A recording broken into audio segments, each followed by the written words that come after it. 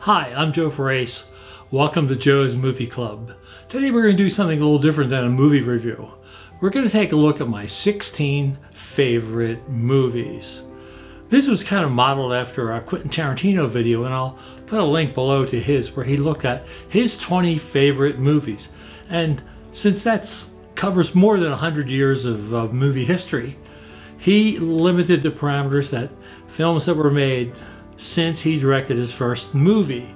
Well, I haven't directed any movies, so what I decided to make as my set of parameters was movies that were made after I went to the theater for the first time and saw my first movie. If you read any of my Joe's Movie Club blog posts on joeferrace.com, little link here below, then you may know what that would be. And maybe you'll catch on when you look at the 16 favorite films that were made after I went to the movies for the first time. So let's take a look at that list right now. The format that Quentin Tarantino used for his list was he started with picking his #1 favorite film. Then he listed all the others in alphabetical order, and that's what we're going to do today. So let's start with my #1 favorite film, and that film is The Third Man. 1949 neo-noir film set post-war Vienna. It has everything. A beautiful cinematography. It won an Academy Award for its cinematography. Great actors, Joseph Cotten, Orson Welles, Trevor Howard, and an interesting appearance by Bernard Lee, who would go on later to star as M in the early James Bond series, a sergeant to Trevor Howard's investigating military intelligence guy who's looking into some crimes that are going on in especially the black market. There's also Alida Valli, who is absolutely beautiful in the film. Basically, the story is a pretty simple one, as all classic noirs are, and that is Joe Cotten is a writer of Western novels. He winds up in Vienna for whatever reason that you don't know for sure why, it almost doesn't matter. Then he goes there to meet his friend Harry. Harry, as it turns out, when he gets there, poor Harry is dead. So he just kind of was wallowing around, but then he starts looking into the facts around Harry's death. And that's when he runs into Trevor Howard and the British military who are investigating Harry's possible involvement in black market activities. He meets and kind of, I would say, falls in love with Harry's old girlfriend, who's played by Alida Valli. The film has everything. It has a script by Graham Greene, the writer, not Graham Greene, the actor. It has Carol Reed direction. It's probably the finest film that Carol Reed directed, although Odd Man Out is another one of his films that's really pretty terrific. The zither is an instrument, a kind of stringed instrument that's kind of like an auto harp that is native to Vienna, and the entire soundtrack is done by a gentleman named Anton Karas. He composed a theme called The Third Man theme. Wow, who thought of that? And it went on to be a hit on the radio at the time. And this is truly a great film, and I really suggest that if you haven't seen it, that you pick up a copy, and I think you'll be extremely impressed with what you see. Let's start with the A's. Anatomy of a Murder is a 1959 mostly courtroom drama that stars James Stewart in his second Oscar role. His first was in The Philadelphia Story, where he was nominated and won as the Best Supporting Actor. In Anatomy of a Murder, he plays a small-time lawyer who's hired to defend Ben Gazzara, who's an army officer who kills a guy who may or may not have raped his wife, portrayed by Lee Remick. Everybody's performance in this film is top-notch. It's just perfect, especially in the smaller roles. There's Eve Arden, who is a wonderful character actress who never really got enough credit for how great she was. She's the secretary to James Stewart. Arthur O'Connell, who's wonderful as a kind of drunken partner to James Stewart's lawyer. And if you remember my video on Naked City, he plays a youngish policeman anyway. in that film. It has a real interesting part at the beginning of The Naked City. Everybody is great. George C. Scott makes his first screen appearance in this role as the kind of tough outside prosecuting attorney that came in from the big city. I think the whole thing is set in Michigan somewhere. It's based on a true crime thing, which is kind of interesting. We're talking about soundtracks with Anton Karas.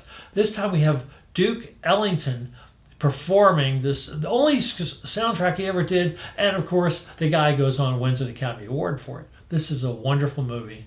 You should see it. Now we move on to the B's, and that would be Blowout, a 1981 film by Brian De Palma. Blowout is, I think, John Travolta's best performance, and he agrees that this is his best performance. This is a wonderful film about kind of based on some political intrigue and kind of spin-off of maybe the Chappaquiddick incident. But it's about a sound engineer who's out recording some wild sounds and birds and night sounds and stuff, and he witnesses and records the sound of this car crashing into the lake or into a river and people being killed. And then what happens? He gets involved in the case and digging into it. It's one of Brian De Palma's best film. And if you are a Brian De Palma fan at all, you probably already know about this one. Special note, Nancy Allen plays the hooker with the heart of gold. Dennis Franz is in it. It's just, and Travolta, he is like you've never ever seen him before or since. Now we go to another B, and it's Buckaroo Banzai, the 1984 film. I think the official title is Buckaroo Banzai and Adventures in the Fifth Dimension or something like that. This has an interesting story. Somewhere in the 80s somewhere, I was in Minneapolis and I had lunch with a friend of mine, John Hamilton, who was a former editor of mine at Photo Methods magazine. And we were having lunch, and we both were film buffs. We both love movies. And he said, if you could see any movie right now, what would you like to see? And the interesting thing was he stopped me before I could answer and say, don't tell me Citizen Kane or any kind of those arty movies that you think I want to hear. But what film would you really like to see right now? And I told him, Buckaroo Banzai. And he all but applauded. In fact, one of his friends was with us at lunch, and they were all excited that my pick was this lowly kind of B-movie science fiction. I don't know what you want to call Buckaroo Banzai. But what it is also, what it has in common with the last two films I talked about, an incredible cast. You have Ellen Barkin, you have Jeff Goldblum. You have not just Christopher Lloyd, but you have John Lithgow in his off-the-wall, crazy man performance of all time as Professor Emilio Lizardo. That should tell you a whole lot. Oh, and by the way, Christopher Lloyd's name is John Big Booty, or Big Booty, or Big Booty, a point of contention between him and Lithgow. And that results in kind of an interesting thing at the end. Anyway, this is a big film about aliens and a whole gang of people around. Peter Weller, who is Buckaroo Banzai. This is a great film that's just a lot of fun.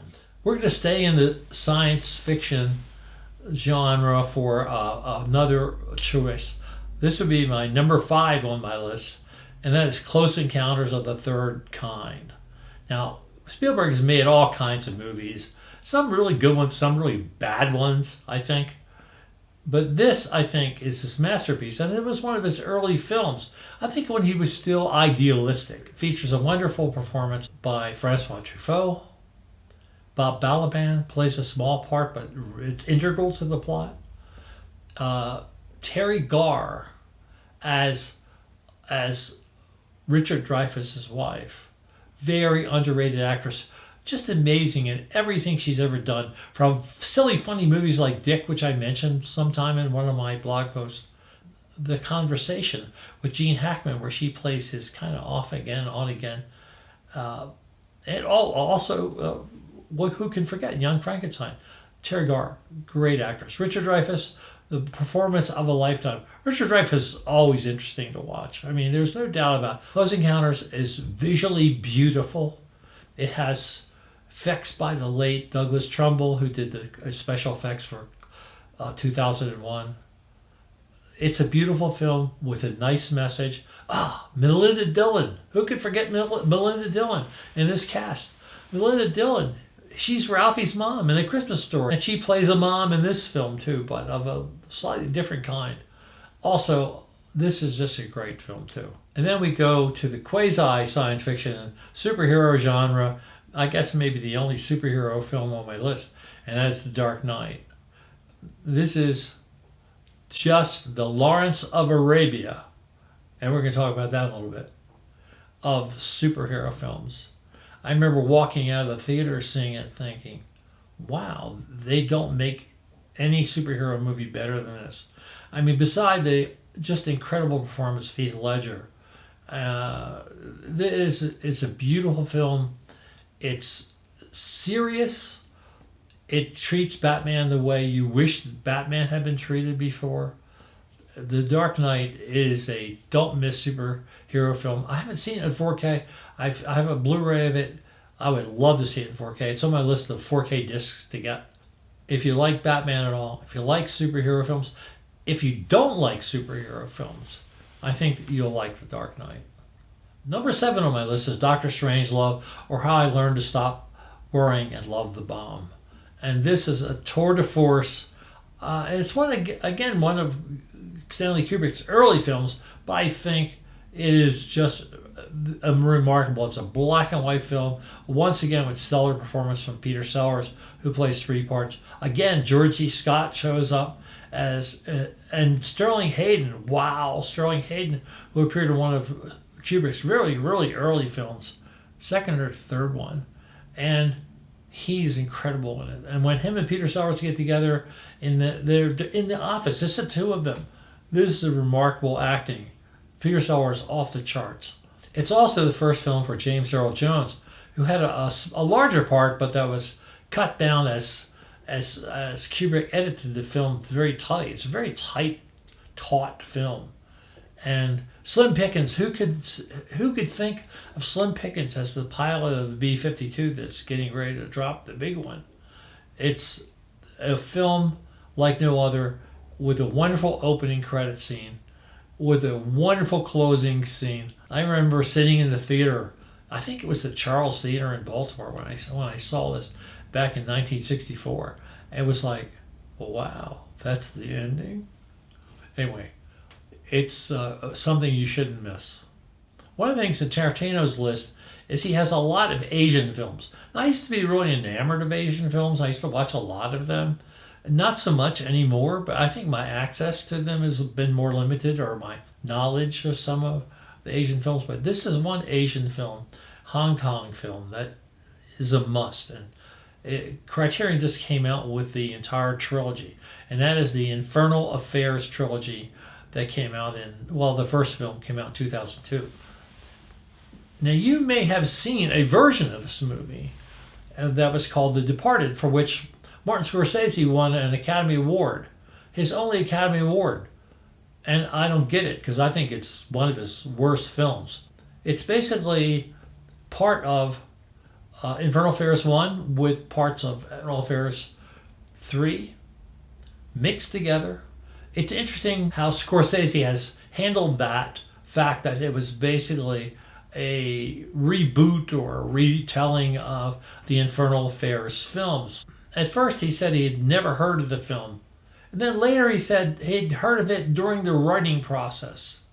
And then finally he said, oh yeah, I'm familiar with the Infernal Affairs.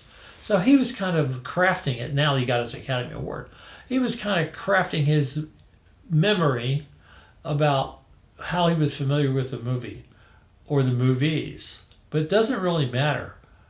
If you saw The Departed and you kind of liked it, or even if you liked it a lot, go see Infernal Affairs. It's a simple story. Again, the best films are the simplest. A young cop is placed undercover right out of the police academy to go undercover as a criminal.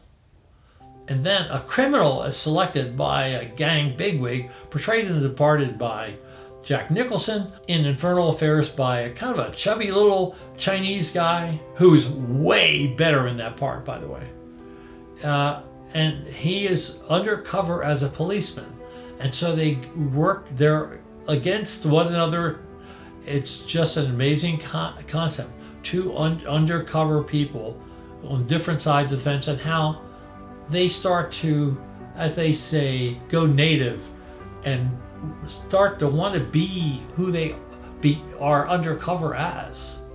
And that's what gets into Infernal Affairs 3, where he starts going to, Tony Leung, I'm not sure how you pronounce his name, goes to a psychiatrist. You see that in The Departed as well.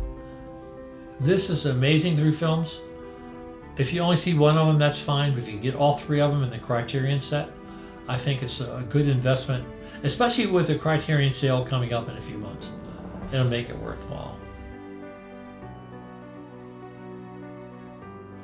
And if you can find it in your heart to give us a little video, a thumbs up, and maybe if you have a comment or question about any of the movies that I suggested on this top 16 list, my top 16 list, then please drop them below, because all of this makes the algorithm work better for me, and maybe it'll direct 2 or 3 more people to this little corner of the internet where I talk about movies and a lot of other crazy stuff too. So thanks for watching. See you again real soon.